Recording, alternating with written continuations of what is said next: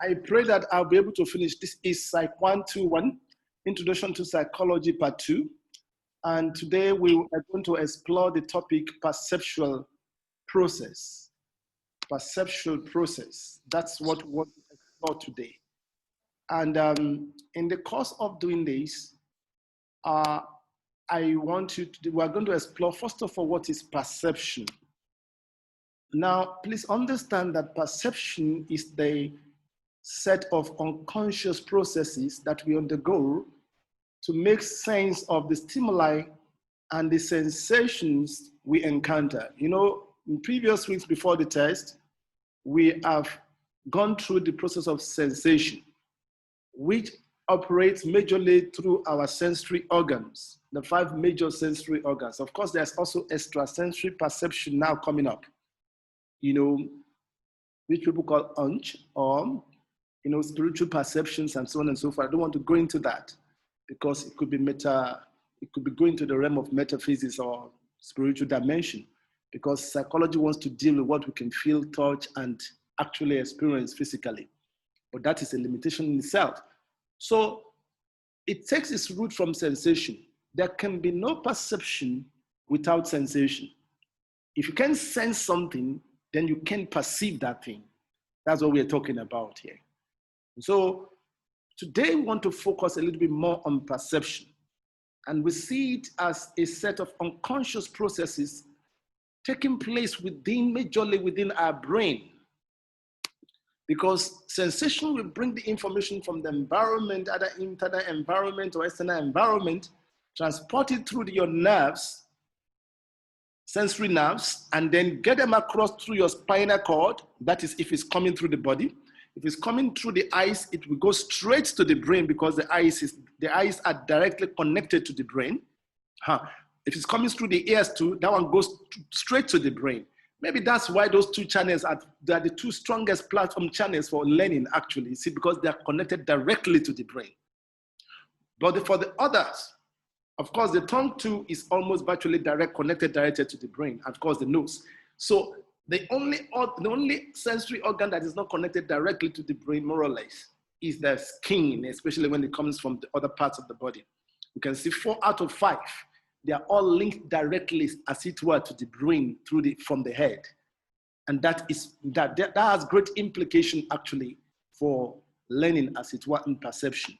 And so perception is the unconscious processes we now undergo to make sense of those stimuli or sensations that we encounter per time.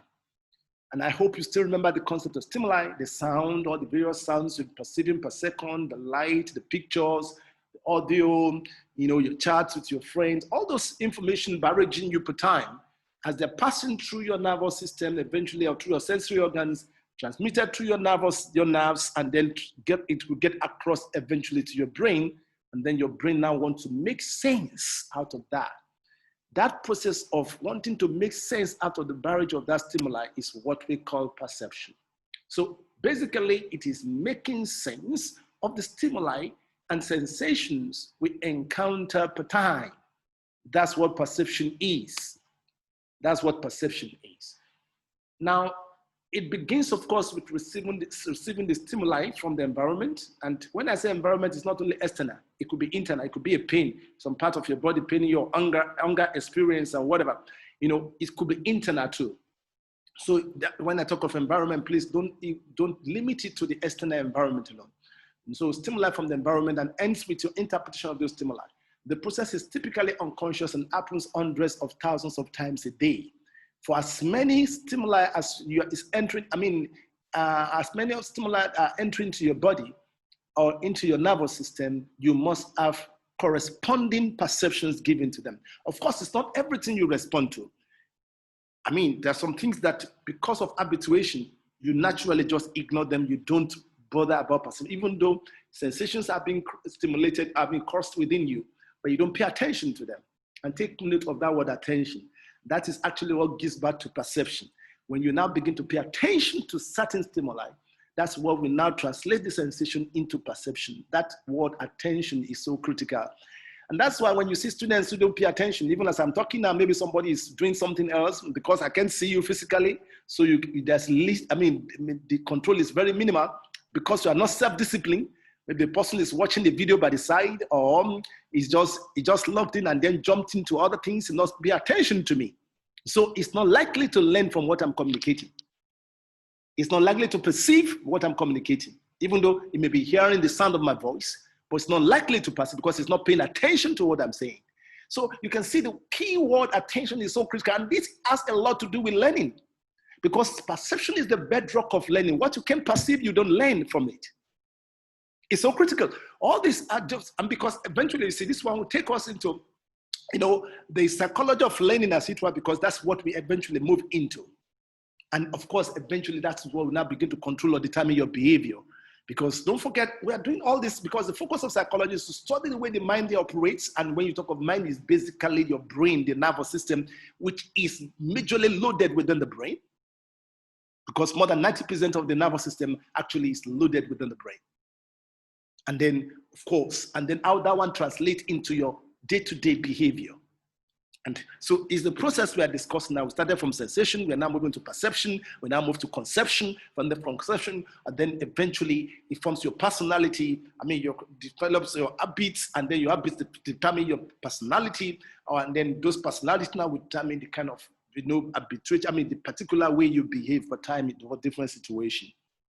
That's the sequence, and that's what we are studying and exploring as a progression. And you can apply this knowledge in virtually all fields of life. I've seen so many engineering students eventually coming back, linking psychology with their work. Artificial intelligence is like that too. It's application of knowledge of psychology in machine learning. They don't translate that. So you can see it cuts across. There's no way you can not just cut out psychology from any field. As long as human beings are involved, you've got to talk psychology. You've got to understand the way the mind is working.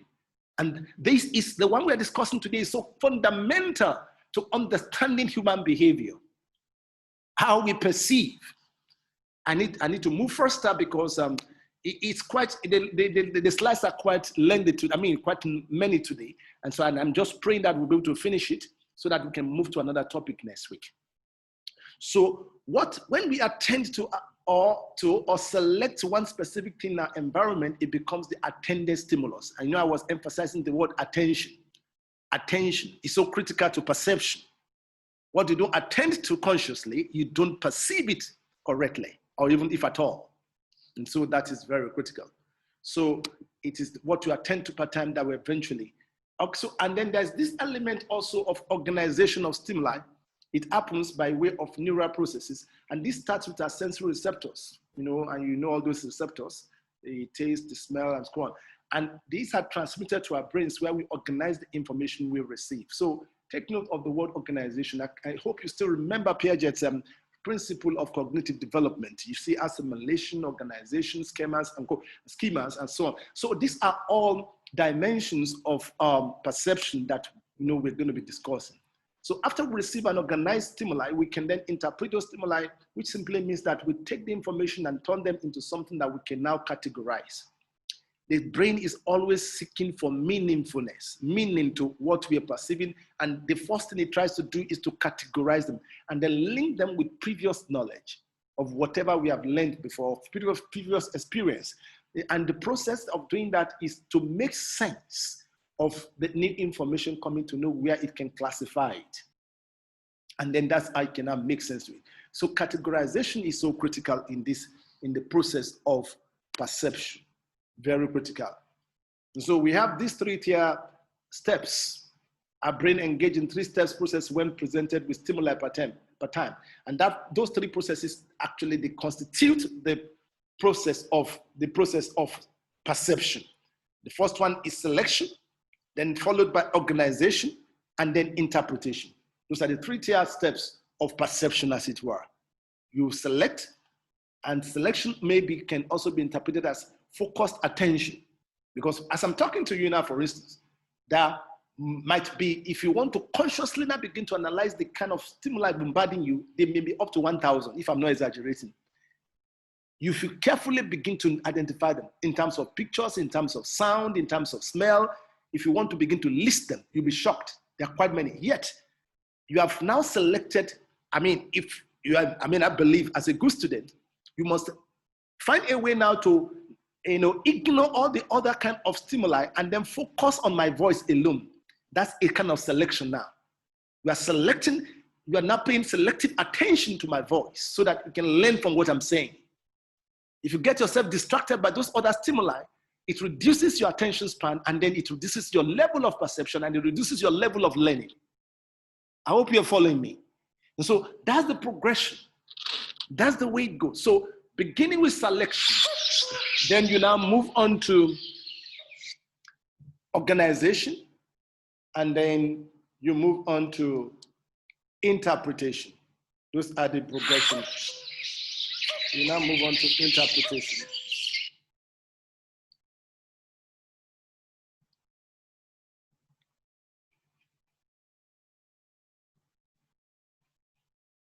Okay. Now let's take example here. Now think of this Rubin vase, a well-known optical illusion depicted here. Now first we select the item to attend to and then block out most of every other thing. Now what's the first thing you are seeing here? What's the first thing you are seeing? Can somebody quickly give me an answer? What's the first thing? I know you have seen this severally, but just tell me the first thing you see. And somebody. Two faces. Okay, two faces. Now that's just okay. That's just okay. You can quickly, the first thing you can see is two faces. And you know what that is telling me? You are paying attention more to the background than to the the white background than the dark background. That's why you are seeing two faces first. Somebody else will see a flower vase, right? Because that person is paying attention to the dark background. I hope you get, so that's what we mean by selective attention. So what to select, what to choose to focus on or to attend to pattern will determine the kind of perception you have. This is a classical example of that. Can you see? I can actually see this. Yeah, exactly. So it's a very powerful thing. So when you are dealing with people, try to understand the angle with which they are, operating their perception. This actually is the bane of most quarrels between husband and wife, between leaders, between people in workplaces, in family, everywhere, because they are operating from different angles of perception. Different angles of perception. So we need, as psychologists, we need to understand the power of perception and begin to educate people about it so that they can settle their differences and stop behaving like babies. I hope you're getting the point now. So that, yes, that actually is the power of this particular course or lesson we are taking at this time. Perception. Now, let's move on further again. Now, some individuals, we organize the dark part of the image as the foreground and the light part, as I've just explained it, so we don't need to belabor it again to save time. Now, some will also see the vase because they attend to the black part. I've explained this one too. Now, most people can see both, but only one at a time. Of course, I can see both, but you see, it depends on which one is catching your attention more. Is it the dark part or the white part? And that would determine what you are going to vocalize first. Like, what's the name of the person that responded to me just now? Mention those two faces first, because the white part is catching the attention of that particular student. And so that's the kind of example we're talking about. So, and all this happens unconsciously and in less than a second. In less than a second, what you perceive. When you see somebody now per time now, it depends on what your attention, and you begin to say as we go through this lesson, what also informs what you pay attention to. And that would now determine your conclusion, your judgment about that person or that object of perception. There are so many things to learn actually in this. So if we can finish it today, I may crave your indulgence that actually, because 40 minutes, normally we use 2 hours for each of these lectures before. So we may have to split this and continue, because this is a very powerful part of psychology. An introduction to psychology particularly that you need to learn. A whole course is always devoted to perception. A whole course is actually a whole semester course on perception. In fact, each of these topics, they are like that under introduction to psychology. That's why we just meant to introduce them to you at this stage. Eventually, we go deeper into some of these, most of these topics. Each of them, they constitute courses on their own. Now, so you notice we kept on using the words attend, attend, attend. Now, once we have chosen to attend to a stimuli, in the environment, consciously, unconsciously, although it's usually unconsciously, the choice sets off a series of reactions in our brain. The neural process starts with activation of our sensory receptors, of course, and then this is, I've explained all this before, it goes into transduction. What's transduction? The conversion of energy from one form to the other. Maybe as we are hearing my voice now, who can tell me what is going to be transduced into? And where will that take place? Let me see whether you still remember that. The process of transduction. My voice is coming to you as sound energy now. So what will it be transduced into within your nervous system, and where, and which part of your nervous system? Who can tell us quickly?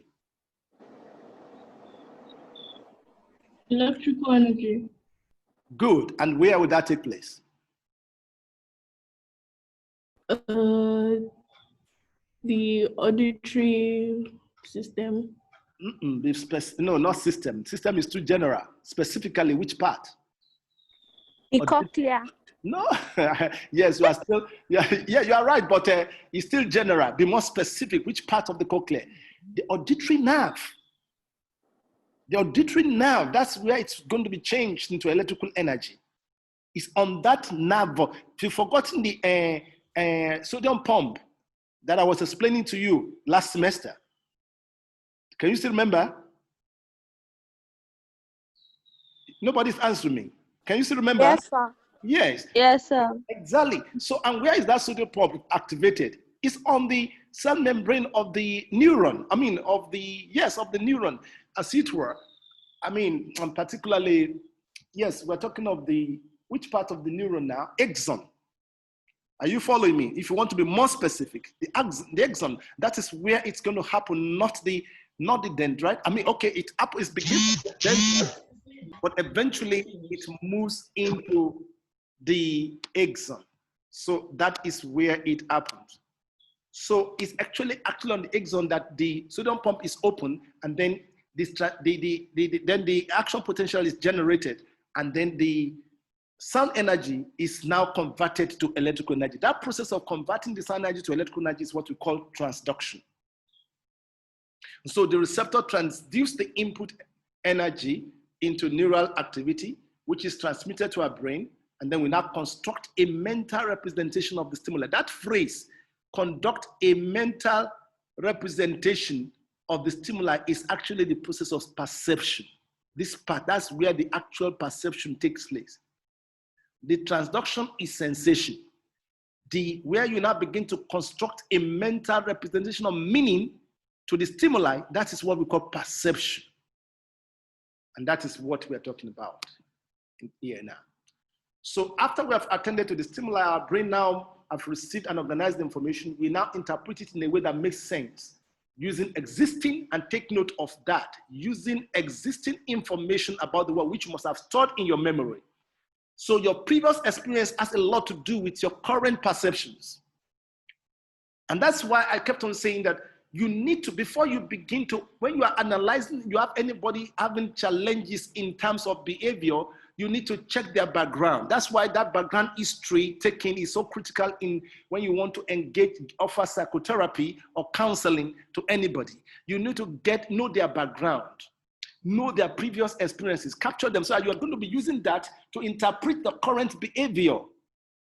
Because everybody, actually, your current behavior has a lot to do, more than 50–60% to do with your previous experiences.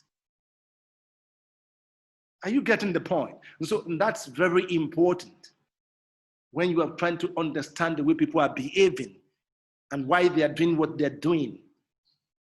Okay, so interpretation also simply means that we take the information that we have sensed and organize them and turn them into something we can now categorize. Of course, all that categorization is still linked with something. So what can you see? Can somebody tell me?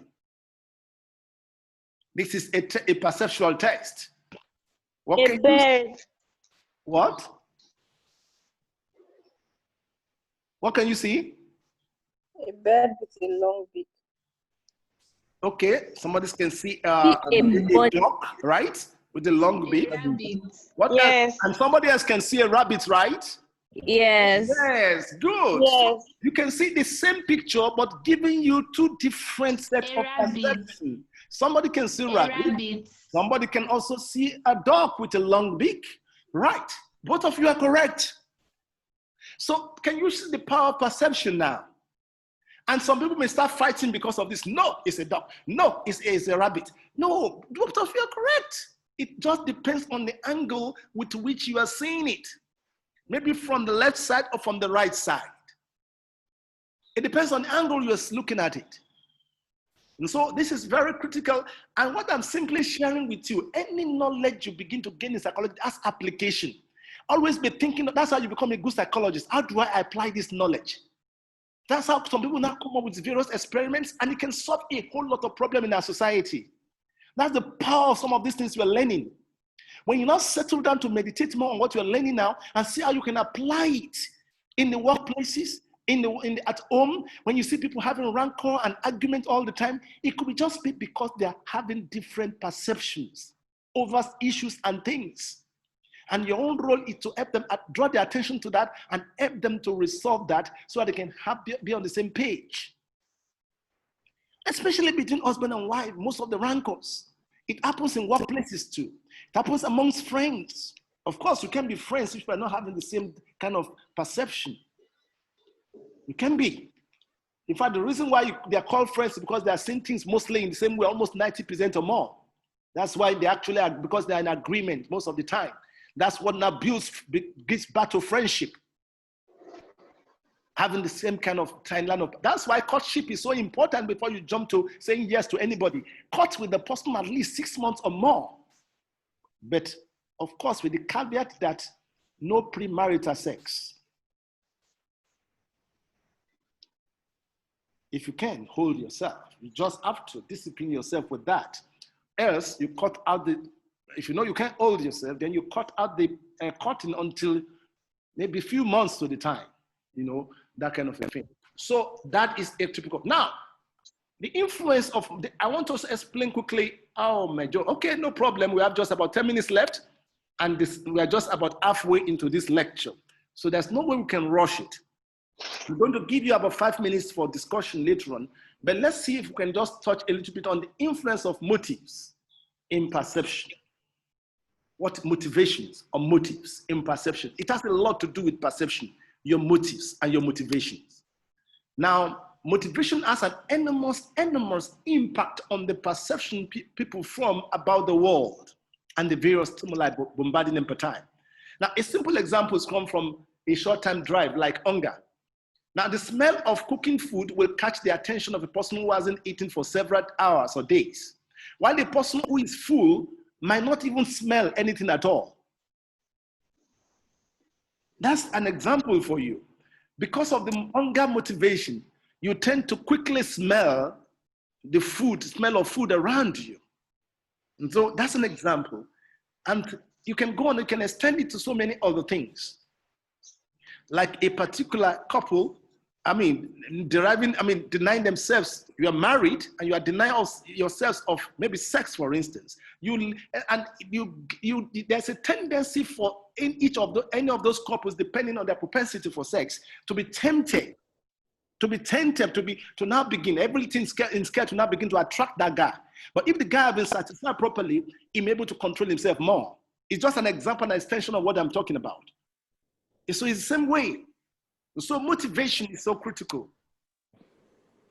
Then there's also long-term motivation can also influence the kind of stimuli you attend to. Take note of the word attend. What you pay attention per time is based on your motivation.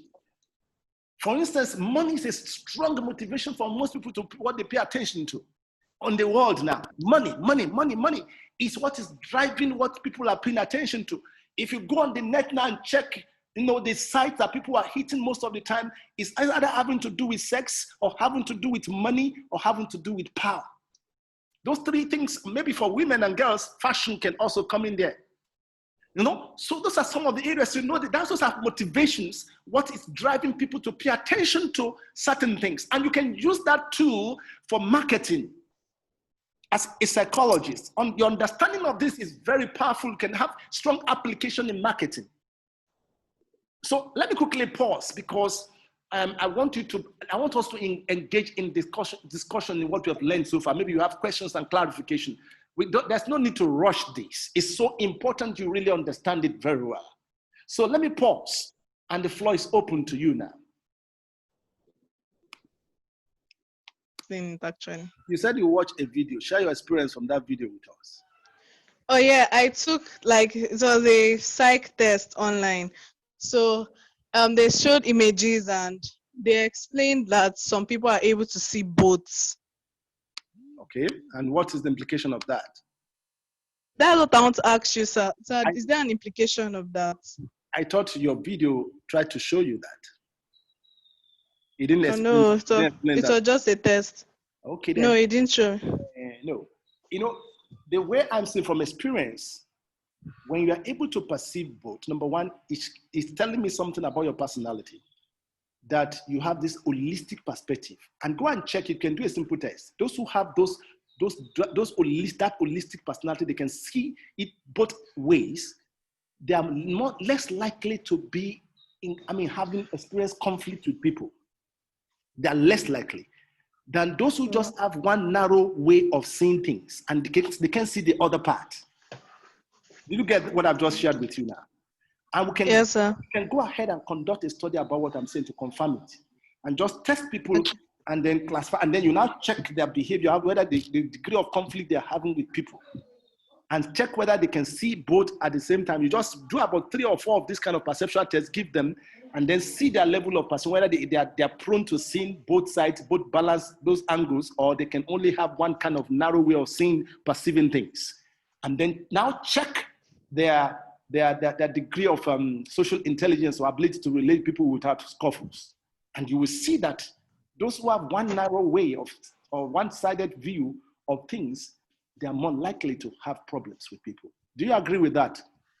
Yes, sir. That's the kind Thank you, sir. You're welcome.